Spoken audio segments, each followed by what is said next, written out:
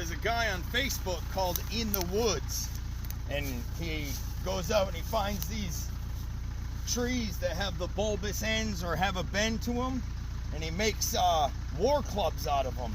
They look amazing, absolutely beautiful work. I'm getting good at finding the blanks, but I don't know if I'll be able to ever do anything with them or not. I figure I might as well try to save them when I can.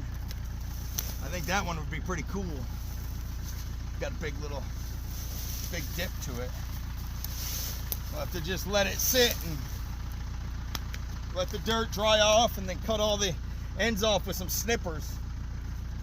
See if I can make some